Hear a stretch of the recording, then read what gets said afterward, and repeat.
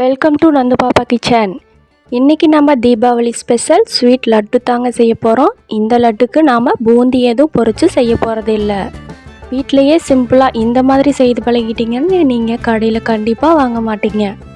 வீடியோக்குள்ளே போகிறதுக்கு முன்னாடி நம்ம சேனலை யாராவது சப்ஸ்கிரைப் பண்ணாமல் இருந்தீங்கன்னா சப்ஸ்கிரைப் பண்ணிவிட்டு பாருங்கள். அதுக்கு நான் 1 கப் அளவு கடலை மாவு அளந்து வச்சுருக்கேங்க. நீங்கள் மெஷரிங் கப், டம்ளர் எதில் வேணால் அளந்து வச்சுக்கலாம். இந்த மாதிரி ஒரு பாத்திரத்தில் சேர்த்திட்டு சோடா உப்பு 1/2 ஸ்பூன் சேர்த்திருக்கேன். சின்ன ஸ்பூனில் 1/2 ஸ்பூன் மட்டும் சேர்த்துருக்கேங்க.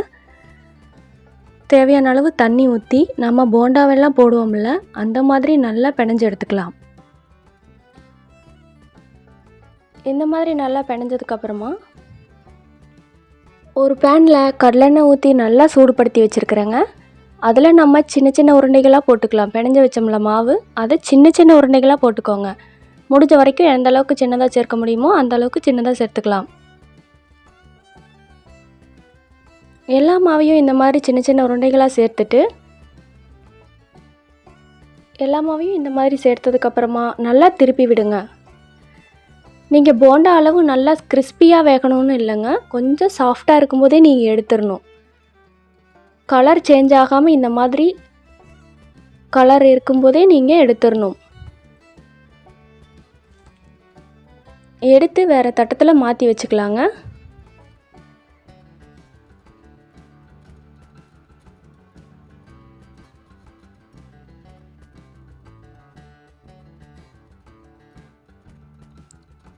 இந்த மாதிரி கலர் இருக்கும்போதே நீங்கள் எடுத்து வேறு தட்டத்தில் மாற்றி வச்சிடணும். மறுபடியும் மிச்சம் இருக்கிற மாவையெல்லாம் அதே மாதிரி எண்ணெயில் சின்ன சின்ன உருண்டைகளாக சேர்த்துக்கலாங்க. எல்லா உருண்டைகளையும் சேர்த்ததுக்கப்புறமா 2 சைடு வேகிற மாதிரி நல்லா திருப்பி விடுங்க. திருப்பி விட்டதுக்கப்புறமா கலர் சேஞ்ச் ஆகாமல் இந்த மாதிரி ஒயிட்டாக கொஞ்சம் இருக்கும்போதே எடுத்துடணும். எடுத்துட்டு மறுபடியும் அந்த தட்டத்தில் மாற்றி வச்சுக்கலாங்க.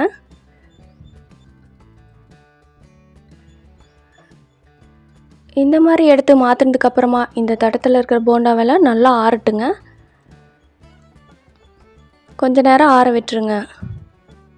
இப்போ நம்ம பாகு காய்ச்ச ஆரம்பிச்சிடலாங்க. அதுக்கு இந்த மாதிரி ஒரு போசி எடுத்திருக்கேன்.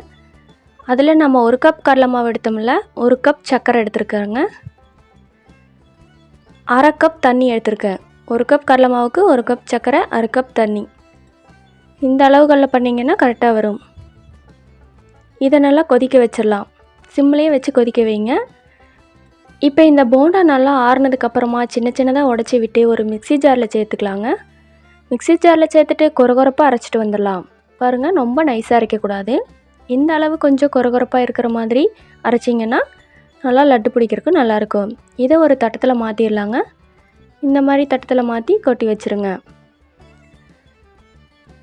இப்போ நாம் பாகு காய்ச்சிட்ருக்கிறோம்ல, அதில் 2 ஏலக்காய், 3 கிராம்பு இதெல்லாம் சேர்த்துக்கலாங்க. ஏலக்காய் நல்லா தட்டி வச்சுருக்கிறேன். அதை சேர்த்துட்டு 2 கிராமும் கூட சேர்த்துட்டு நல்லா கலக்கி விட்டுடலாம். பாகு கொஞ்சம் குறைவான தீயிலேயே காய்ச்சலாங்க.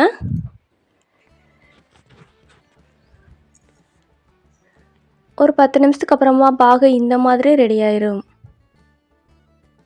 இது நீங்கள் ஒரு கம்பி பதம் வர மாதிரி காய்ச்சிக்கலாம். ஒரு கம்பி பதம் வந்ததையும் ஆஃப் பண்ணிடலாங்க. பாருங்கள், இந்த மாதிரி டெஸ்ட் பண்ணுங்கள். இந்த மாதிரி வந்துச்சுன்னா காஞ்சிடுச்சுன்னு அர்த்தம். பாகை ஒரு ஓரமாக எடுத்து வச்சிடலாங்க. அதுக்கு பிறகு நம்ம அரைச்சி வச்சோம்ல போண்டாலாம், அதில் ஊற்றி பாகை தேவையான அளவு ஊற்றிட்டு இந்த மாதிரி கரண்டி வச்சு கிளறி விடுங்க. எல்லாம் மிக்ஸ் ஆகிற மாதிரி நல்லா கிளறி விட்டுட்டு ஒரு 5 நிமிஷம் அப்படியே விட்டுருங்க. இதெல்லாம் நல்லா உறிஞ்சி வரட்டும். அப்புறம் நல்லா அந்த சூடு ஆறுற வரைக்கும் அப்படியே விட்டுட்டிங்கன்னா நல்லா உறிஞ்சி வந்துடுங்க. இந்த மாதிரி வந்துடும். நீங்கள் கை தொட்டைன்னா சூடு இல்லாத மாதிரி இருக்கணும். அப்போ தான் உங்களுக்கு லட்டு பிடிக்கிறதுக்கு சௌரியமாக இருக்கும். பாருங்கள், இப்போ சூடு கொஞ்சம் ஆறிடுச்சு.